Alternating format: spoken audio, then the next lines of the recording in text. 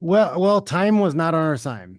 Time was not on our side, and that's kind of what happened here. Is um, things kept getting pushed back, and the judge took forever to write his decision on class certification. And by the time he gave his class certification in the league class, um, we were already past the 3-year window for current market data.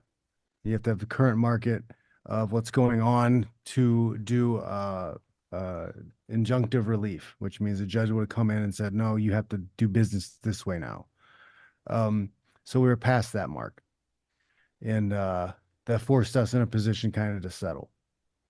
Um, I will say that, like, what everybody wants to say, like, we won because in order to get class certification, we had to win everything every step of the way. And that means it would have been very easy for the UFC to say, no, we're not a monopoly because of these things. And the judge said, oh, yeah, you're right. And then throw the whole case out. Like we had to win every technicality, right? This isn't like a sexual assault, he said, she said type thing. Oh, we don't know what happened.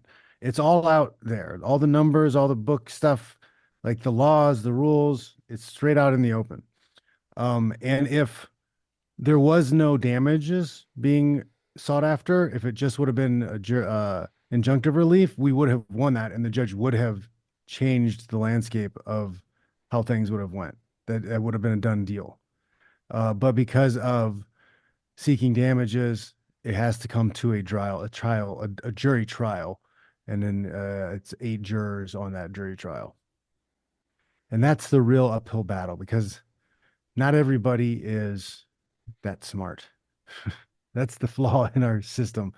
These people aren't um, up to date on antitrust law. They're not up to date what's going on with the UFC, and it can be very difficult to get somebody to understand what's happening. Now, were you when it came to the number? I think it was 375 Mhm. million. Were you?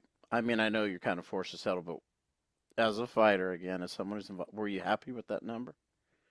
I'm happy in the sense that a lot of guys who really need the money are going to get some really life-changing money for some of them. You know, they have medical bills, they have health issues, they have kids and things they need to take care of, and this will drastically help them. I am a little disappointed because this was never about money for me. I'm not even really going to make much from this at all. I would have made more if I just would have been a good boy and kept my mouth shut. But it was never about money. It was about the love of the sport. And